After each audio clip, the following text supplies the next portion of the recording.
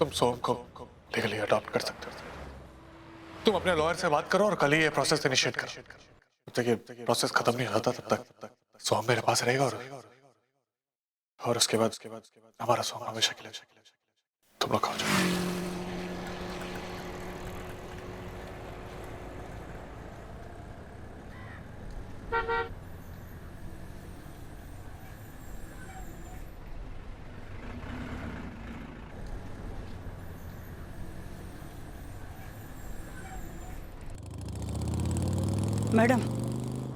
Madam भगवान के नाम से कुछ दे दो।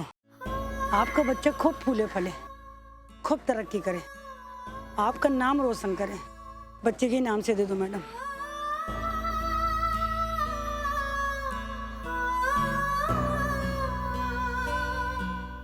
खूब सुखी रहे।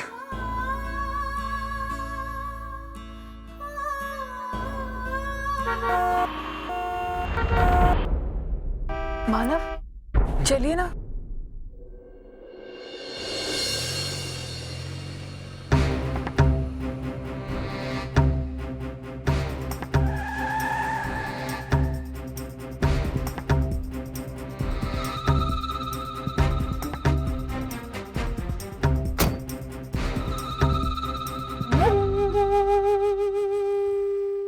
आइए आइए धर्मेश जी, पिछले 1 घंटे से जानता हूँ मुझे आने में देर हो गई।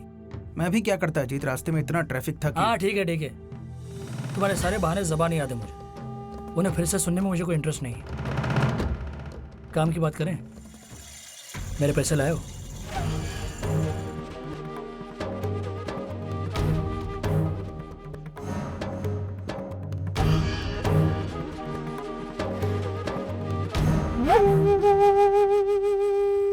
अजीत, मैं तुम्हारे काम से बहुत खुश हूँ। तुमने जिस सफाई से उस सीमेंट सप्लायर के जरिए मानव को मिलावट किया हुआ सीमेंट सप्लाई किया है, उस बात का जवाब नहीं। Thank you. Well done. अब तुम देखना अजीत, कैसे मानव चारों तरफ से फंसता है। अरे छोड़ो धर्मेश, छोड़ो। तुम्हारे से बहुत सारे प्लान्स को मैंने फेल होते हुए देखा। इस बार मुझे तुम पर कोई भरोसा नहीं। तुमने जितनी बार मानव को नीचे गिराने की कोशिश की, उतनी बार तुम खुद मुंह के बल गिरे। मेरी एक सलाह मानो, अपनी प्लानिंग में मुझे भी शामिल करो, फायदे में रहोगे। अपने आप को ज्यादा होशियार मत समझो। मैं कोई कच्चा खिलाड़ी नहीं हूँ। कब कहाँ कैसे दाव खेलना है मैं अच्छी तरह से जानता हूँ। उसके लिए मुझे किसी की मदद की जरूरत नहीं। दुश्मन का दुश्मन दोस्त होता है, इसीलिए मैंने तुम्हें यह काम करने का मौका दिया है, वरना पैसे के लिए काम करने वाले सैकड़ों मिल जाते।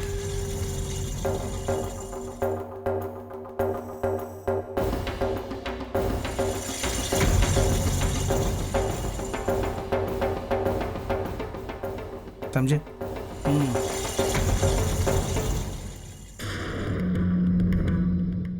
आप यहाँ धर्मेश के साथ क्या कर रहे हैं? नहीं, वो मैंने उसे कहा था मेरे लिए काम ढूंढने के लिए, तो उसी सिलसिले में मिलने बुलाया था मुझे। अजीत, अब मैं चलता हूँ। जल्द से जल्द तुम काम ज्वाइन कर लेना, ओके? अजीत, आप धर्मेश के साथ काम करने वाले हैं? हाँ। लेकिन क्यों? आप जानते हैं ना कि वो ठीक नहीं है। वो अपने फायदे के लिए किसी भी हद तक गिर सकता है। उस पर भरोसा नहीं किया जा सकता, इसलिए दादा उसे बिल्कुल पसंद नहीं करते हैं। तो ये तुम्हारे दादा की प्रॉब्लम है, मेरी नहीं। मुझे सिर्फ अपने काम से मतलब है, जो धर्मेश मेरे लिए लेके आए। तुम्हारे भाई ने तो मेरे लिए इतना भी नहीं किया है। खैर, मुझे जो करना है मैं करूंगा, मुझे कोई रोक नहीं सकता, तुम भी नहीं। अजीत,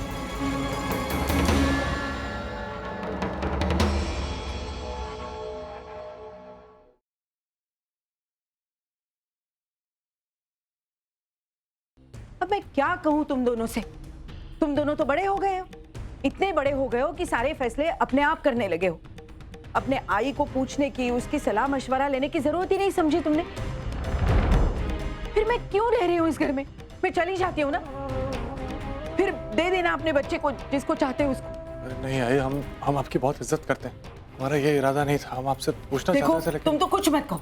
मैंने तुमसे इस फैसले की उम्मीद नहीं की थी। मैं समझ रही थी कि तुम जिम्मेदार हो, समझदार हो, जो भी फैसला करोगे सोच समझ कर करोगे, लेकिन नहीं, तुमने तो मेरी सारी उम्मीदों पर पानी फेर दिया।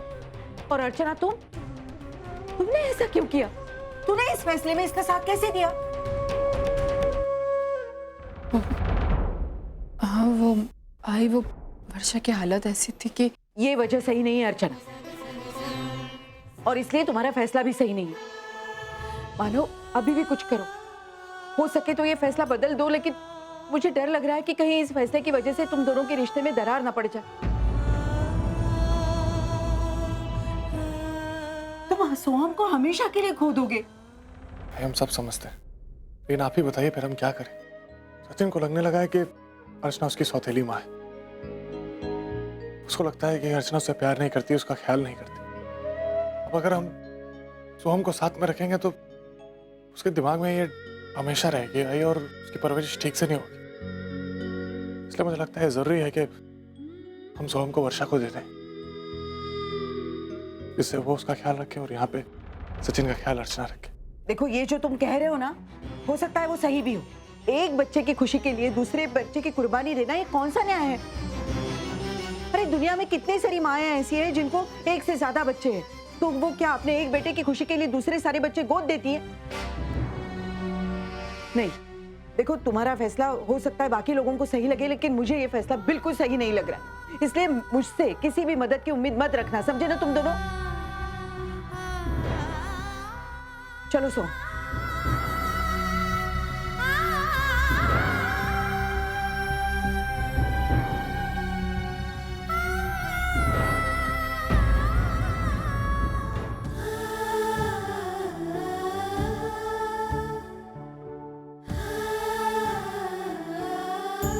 अर्जुन, मुझे लगता है तुझे अपने फैसले पर दोबारा सोचना चाहिए। अर्जुन, आज तेरी ये हालत है, कल अगर वाकई में तू सोहम को वर्षा के पास छोड़ आएगी तो तेरी क्या हालत होगी? क्या तू सोहम के बगैर रह पाएगी? नहीं है, नहीं रह पाऊंगी।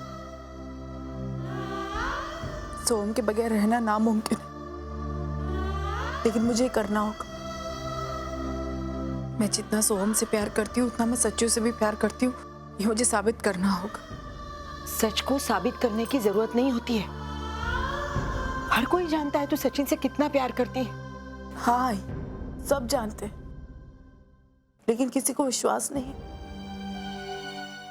अगर विश्वास होता तो कोई इस तरह मेरे प्यार पर सवाल नहीं उठाता। लेकिन आई प्लीज, अब मुझे और समझाने की कोशिश मत कर। ठीक है, मैं जबरदस्ती नहीं करूंगी, लेकिन एक बात याद रखना, आगे चलकर तू अपने फैसले पर बहुत पछताएगी।